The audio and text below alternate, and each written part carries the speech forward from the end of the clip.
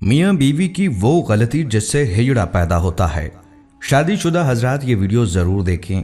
Medical science भी कुरानी आयात को छुटला न सकी। प्यारे दोस्तों, आज की वीडियो एक ऐसे मौजू पर है जिस पर अक्सर लोग बात करने से कतराते हैं, लेकिन जानना सबके लिए जरूरी है। हिजड़े, नामुकम्मल मर्द, नामुकम्मल औरत, लेकिन आखिर ये पैदा कैसे हो सकते हैं? क्या वाकई मियाँ बीवी की एक गलती इसकी वजह बन सकती है? और हाँ, मुक़द्दस किताब कुरान पाक में अल्लाह ताला ने इस राज से मुतल्लिक क्या कहा है, ये सब आज की इस वीडियो में जानेंगे। बल्कि जदीद मेडिकल साइंस हिजड़े की पैदाइश के मुतल्लिक क्या कहती है, इस पर भी तफसील से बात होगी। प्यारे दोस्तों, हम अक्सर हिजड़ों को तंज़ व तमस्खुर का निशाना बनाते हैं, मगर शायद हमें हकीकत का इल्म ही नहीं। और जब आप ये वीडियो देखेंगे तो शायद आपका नज़रिया हमेशा के लिए बदल जाए। आप इस वीडियो में ये जानेंगे कि हिजड़ा मर्द होता है या औरत, और आम इंसान इनको कैसे पहचान सकता है।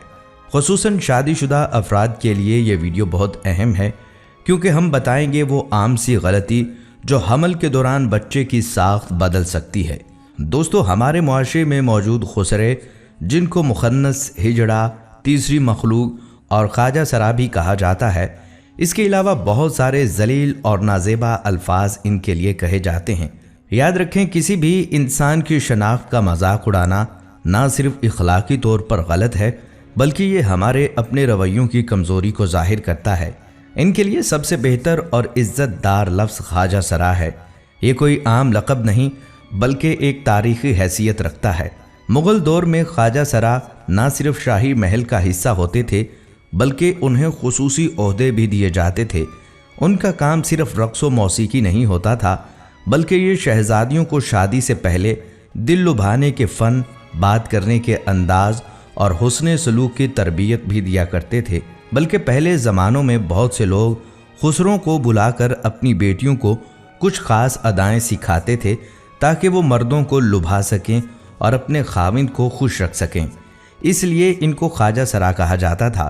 सरा का मतलब महल का एक ख़ास हिस्सा होता है, और ख्वाजा का मतलब होता है अफसर, गोया महल का एक अफसर। ये सबसे ज़्यादा मुअज़्ज़ज़ नाम है।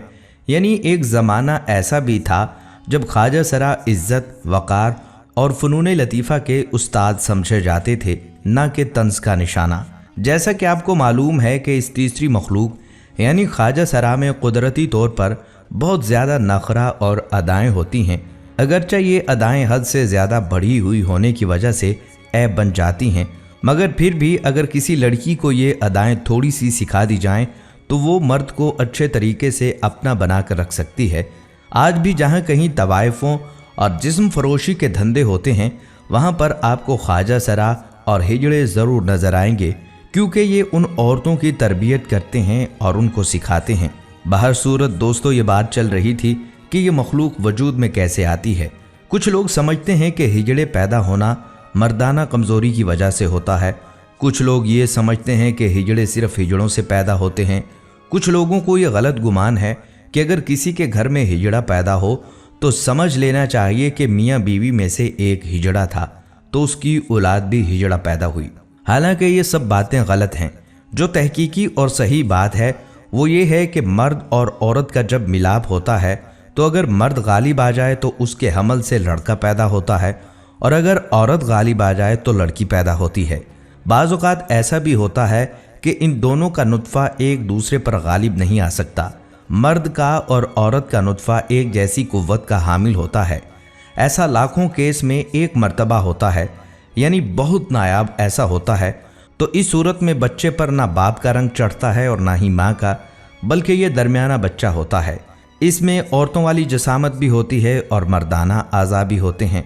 साइंस की नज़र में अगर देखा जाए तो हमल के दौरान बच्चे की साख्त, यानी उसका मर्द या औरत होना या हिजड़े की हालत में पैदा होना, ये सब कुछ खालिसतन जिनियाती अवामिल, हार्मोनी तब्दीलियों या माँ के जिस्म में मखसूस हार्मोन्स की ज़्यादती या कमी की बुनियाद पर होता है।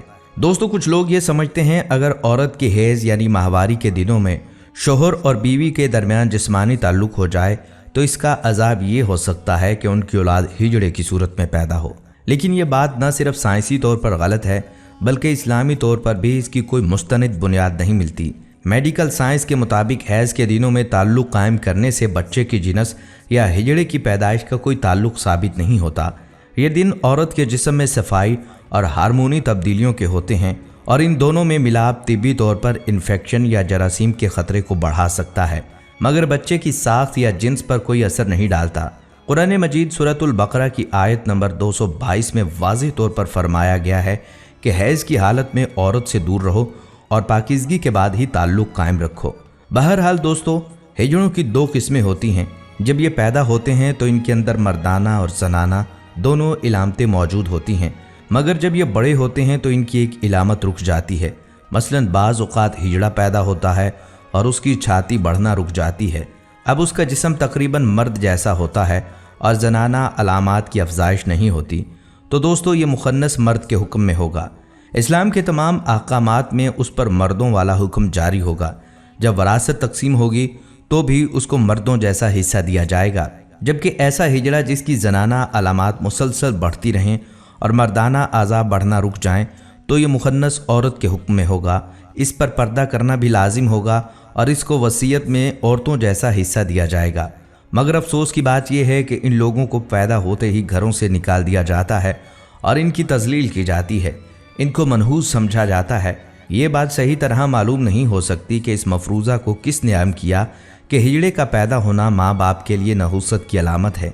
ऐसा बच्चा पूरे घर में नहूसत का सबब बनता है, नाउज़ुबिल्लाह। कुछ लोग इसलिए भी हिजड़ा पैदा होने पर घर से निकाल देते हैं कि उसकी वजह से हमारे दूसरे बच्चों में गलत आदत न पड़ जाए। दोस्तों याद रखें, ये भी अल्लाह की मखलूक हैं, इनके ऊपर भी रहम करना चाहिए और इनके साथ अच्छा सलूक करना चाहिए। अगर इनमें कोई कमी बेशी है तो ये आम सी बात है। जैसे अंधे बच्चे पैदा होते हैं, लंगड़े बच्चे पैदा होते हैं या फिर हाथों से माजूर होते हैं, इसी तरह ये लोग भी एक किस्म की माजूरी लेकर पैदा होते हैं। इनको घर से निकालना और इनको दर बदर जलील करने वाला शख्स क़यामत के दिन जवाबदेह होगा। तो दोस्तों बात ये साबित होती है कि इसमें वालिदैन की कोई इखलाकी या जिस्मानी गलती बराह रास्त जिम्मेदार नहीं होती। यानी हमल के दौरान शोहर या बीवी का कोई मखसूस अमल जैसे ग़िज़ा, वक्त या जिस्मानी ताल्लुक़ वगैरह बच्चे को हिजड़ा बनाने का सबब नहीं बनता। ये सिर्फ मुआशरती खौफ या गलत अकीदे हैं। मुक़द्दस किताब कुरान मजीद ने भी इस तीसरी मखलूक का इशारा सूरतुल शूरा की आयत नंबर 50 में यूँ दिया है कि अल्लाह जिसको चाहे बेटियां देता है, जिसे चाहे बेटा देता है, और जिसे चाहे दोनों बेटे बेटियां और जिसे चाहे बांझ बना देता है। यहाँ अल्लाह की मशीयत की बात हो रही है, यानी कुछ चीज़ें इंसान के इख्तियार में नहीं होती, इसीलिए ख्वाजा सरा का पैदा होना किसी गुनाह का नतीजा है और न ही वालिदैन की किसी गलती का। ये एक फितरी हालत है जिसे नहायत इज्जत और शऊर के साथ समझने की ज़रूरत है, ना कि तंज़ या नफ़रत की। इसलिए दोस्तों इन लोगों के हाल पर रहम करना चाहिए। यहाँ पर एक और भी बात बताता चलूँ, अगर किसी शख्स के अंदर ऐसा ऐब है जो कुदरती तौर पर उसके अंदर मौजूद है, तो ऐसा शख्स मुआशरा में मजलूम की तरह होता है, क्योंकि उसकी दुआ फ़ौरन अर्श इलाही तक पहुँचती है। बिल्कुल इसी तरह जो हिजड़े और मुखन्नस यानी ख्वाजा सरा होते हैं, उनकी बद्दुआ से भी बचना चाहिए। इस मजलूम तबका की दुआ बहुत जल्द कबूल होती है। जो लोग उनकी तहकीर करते हैं और सरेरा इनका मजाक उड़ाते हैं, इनको अपने लतीफ़ों का निशाना बनाते हैं, तो इन लोगों को चाहिए अल्लाह से डरें और इनको इनके हाल पर छोड़ दिया करें। बाहर सूरत दोस्तों, हम सब मुसलमान होने की हैसियत से इस बात को ज़रूर याद रखें कि ये अल्लाह की बनाई हुई मखलूक हैं और हमारी तरह इंसान हैं। इनका भी दिल होता है, जज्बात होते हैं और एहसासात होते हैं। खाना पीना, रहन सहन और तहजीब व तमद्दन सब कुछ इंसानों की तरह होते हैं, मगर फिर भी हम इन लोगों के साथ जानवरों वाला सलूक करते हैं और इनको अपने माशरे का फ़र्द मानने से इनकार करते हैं। आइए मिलकर इस बुराई का खात्मा करते हैं। अल्लाह ताला हम सब को इत्तेहाद नसीब फरमाए और ऐसी बुराइयों से हमारे मुआशरे को पाक कर दे। आमीन।